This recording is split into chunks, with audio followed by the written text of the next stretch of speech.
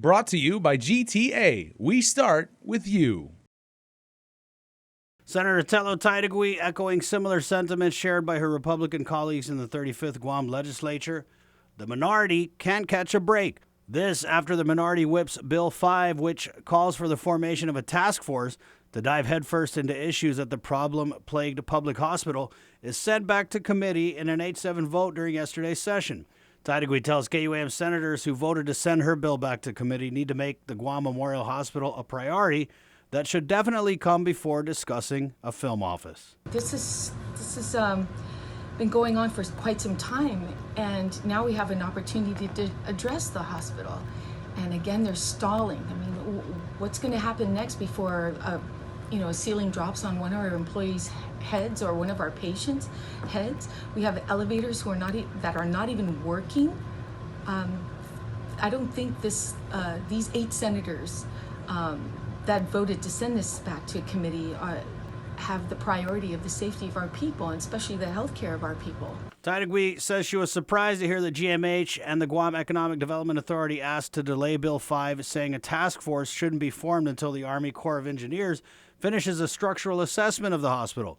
The senator says she was taken aback by what she calls a reversal on GIDA and GMH's part. Now for them to change their song and dance because of a Army Corps of Engineers doing an assessment of the hospital, I just don't understand why we're supposed to wait.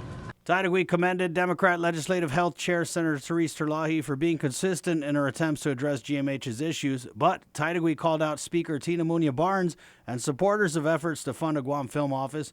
Barnes' Bill 152 initially called for a $1.2 million appropriation. The funding for the film office has since been struck from the bill. The bill also will move the film office from GIDA to PBS Guam. You're taking money to fund a film office when we have a hospital that's falling apart. Taitague also reiterating how minority members' bills are put on the back burner by the Democrat majority. It's so untrue. There was no rush. The bill was introduced. 1 month later has a public hearing. I introduced this bill, and it wasn't until like 4 to 5 months later I had a public hearing. Some of our bills haven't even had a public hearing, and it's going on almost 5-6 months. So it's pretty self-serving if you ask me. We asked the senator to clarify what she meant by self-serving, and she said she meant Speaker Tina Munya Barnes is trying to help her family out with the film office bill. So we asked the speaker if local filmmakers, the Munya brothers, had anything to do with the push behind her film office bill, which passed today with an 11-4 vote. No, definitely does not. That definitely does not.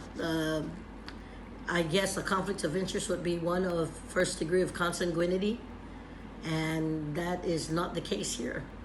I'm very proud they have the last name, and I just wish them the very best because they have been able to truly try to bring an industry to the forefront in their nonprofit efforts, and that's not even an issue. For Guam's News Network, Chris Barnett reports. Brought to you by GTA. We start with you.